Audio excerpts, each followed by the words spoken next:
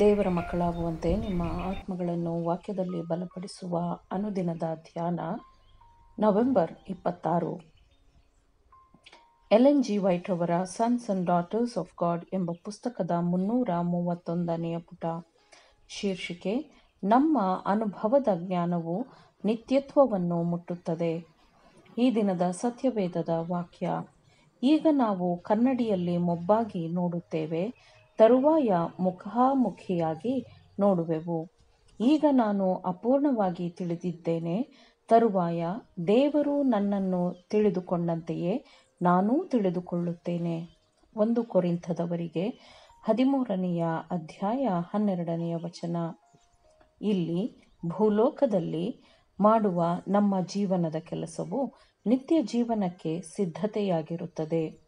ಇಲ್ಲಿ ಪ್ರಾರಂಭವಾಗುವ ಶಿಕ್ಷಣವು ಈ ಜೀವನದಲ್ಲಿ ಪೂರ್ಣವಾಗುವುದಿಲ್ಲ. ಯಾವಾಗಲೂ ಪ್ರಗತಿಯಲ್ಲಿರುವ, ಎಂದಿಗೂ ಪೂರ್ಣವಾಗದಂತೆ ಅದು ನಿತ್ಯತ್ವದವರೆಗೂ ಮುಂದುವರಿಯುತ್ತದೆ. ವಿಮೋಚನೆಯಲ್ಲಿ ಇರುವ ದೇವರ ಪ್ರೀತಿ ಮತ್ತು ಜ್ಞಾನವು ಇನ್ನೂ ಹೆಚ್ಚು ಹೆಚ್ಚು ಪ್ರಕಟವಾಗುತ್ತದೆ. ರಕ್ಷಕನು ತನ್ನ ಮಕ್ಕಳನ್ನು ಜೀವ ಬುಗ್ಗೆಯ ನೀರುಗಳ ಬಳಿಗೆ ನಡೆಸುವಾಗ ಜ್ಞಾನಸಿರಿಯ ಭಂಡಾರವನ್ನು ತಿಳಿಸಿಕೊಡುತ್ತಾನೆ, ನೀಡುತ್ತಾನೆ.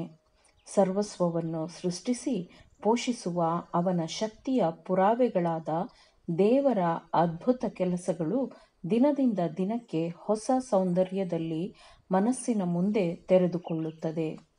ಸಿಂಹಾಸನದ ಪ್ರಕಾಶಿಸುವ ಬೆಳಕಿನಲ್ಲಿ ರಹಸ್ಯಗಳು ಇಲ್ಲವಾಗುತ್ತವೆ ಮತ್ತು ಹಿಂದೆಂದೂ ಗ್ರಹಿಸಲಾರದ ವಿಷಯಗಳ ಸರಳತೆಯಿಂದ ಆತ್ಮವು ಬೆರಗುಗೊಳ್ಳುತ್ತದೆ. ಈಗ ನಾವು ಕನ್ನಡಿಯಲ್ಲಿ ಮೊಬ್ಬಾಗಿ ನೋಡುತ್ತೇವೆ, ತರುವಾಯ ಮುಖಾಮುಖಿಯಾಗಿ ನೋಡುವೆವು. ಈಗ ನಾವು ಅಪೂರ್ಣವಾಗಿ ತಿಳಿದಿದ್ದೇವೆ, ತರುವಾಯ ದೇವರು ನಮ್ಮನ್ನು ತಿಳಿದುಕೊಂಡಂತೆಯೇ ನಾವೂ ತಿಳಿದುಕೊಳ್ಳುತ್ತೇವೆ ಎಂದು ವಾಕ್ಯವು ಹೇಳುತ್ತದೆ. ಕ್ರಿಸ್ತನ ವೈಯಕ್ತಿಕವಾದ ಮಾರ್ಗದರ್ಶನದ ಅಡಿಯಲ್ಲಿ ನಿತ್ಯತ್ವದ ಯುಗಗಳ ಬಗ್ಗೆ ಅಧ್ಯಯನ ಮಾಡುವುದು ಎಂದರೆ ಏನೆಂದು ಯೋಚಿಸಿರಿ. ನಮ್ಮ ಈ ಕೃಪೆಯ ಕಾಲದಲ್ಲಿ ಪ್ರಸ್ತುತವಾಗಿರುವ ಹೋರಾಟ ಮತ್ತು ಶೋಧನೆಗಳ ನಡುವೆ ದೇವರ ಜೀವನದೊಂದಿಗೆ ಹೋಲಿಸಲ್ಪಡುವ ಜೀವನವನ್ನು ಹೊಂದಿಕೊಳ್ಳಲು ನಮ್ಮನ್ನು ಸಿದ್ಧಪಡಿಸುವಂತಹ ಗುಣಸ್ವಭಾವಗಳನ್ನು ರೂಪಿಸಿಕೊಳ್ಳಬೇಕು. ದೇವರ ಮಹಿಮೆಗಾಗಿ ನಮ್ಮ ಕರ್ತನೂ ರಕ್ಷಕನೂ ಆದ ಯೇಸುಕ್ರಿಸ್ತನ ಕೃಪೆಯಲ್ಲಿಯೂ ಜ್ಞಾನದಲ್ಲಿಯೂ ಬೆಳೆಯುವಂತೆ ಏಕಚಿತ್ತದಿಂದ ದೃಢಚಿತ್ತದಿಂದ ದೇವರ ಮಹಿಮೆಯನ್ನೇ ದೃಷ್ಟಿಸಬೇಕು.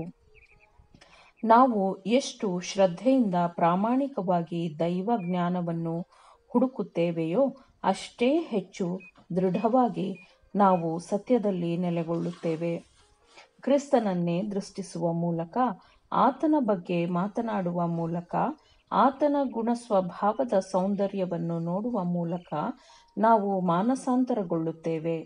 ಮಹಿಮೆಯಿಂದ ಮಹಿಮೆಗೆ ಮಾನಸಾಂತರಗೊಳ್ಳುತ್ತೇವೆ. ಮಹಿಮೆ ಎಂದರೆ ಏನು? ಅಂದರೆ ಆತನ ಗುಣಸ್ವಭಾವವು ಆತನ ಮಹಿಮೆಯಾಗಿದೆ. ಅಂದರೆ ಮಾನವನು ಗುಣಸ್ವಭಾವದಿಂದ ಗುಣಸ್ವಭಾವಕ್ಕೆ ಮಾನಸಾಂತರ ಹೊಂದುತ್ತಾನೆ. ಆದುದರಿಂದ ಯೇಸುವನ್ನೇ ದೃಷ್ಟಿಸುವ ಮೂಲಕ ಶುದ್ಧೀಕರಣದ ಕೆಲಸವು ನಡೆಯುತ್ತದೆ ಎಂಬುದನ್ನು ನಾವು ನೋಡುತ್ತೇವೆ. ಆಮೇನ್. ದೇವರ ವಾಕ್ಯಗಳನ್ನು ಶ್ರದ್ಧೆಯಿಂದ ಆಲಿಸುವವರು, ಪಾಲಿಸುವವರು ಆಗಬೇಕೆಂದು ನಿಮ್ಮನ್ನು ಉತ್ತೇಜಿಸುತ್ತೇನೆ. ಪರಿಶುದ್ಧಾತ್ಮನ ಸಹಾಯದಿಂದ ಆಲಿಸಿದ ನಿಮ್ಮೆಲ್ಲರಿಗೂ ಧನ್ಯವಾದಗಳು. ಮತ್ತೆ ದೈನಂದಿನ ಧ್ಯಾನಕ್ಕಾಗಿ ನಾಳೆ ಸಂಧಿಸೋಣ. ಆಮೇನ್.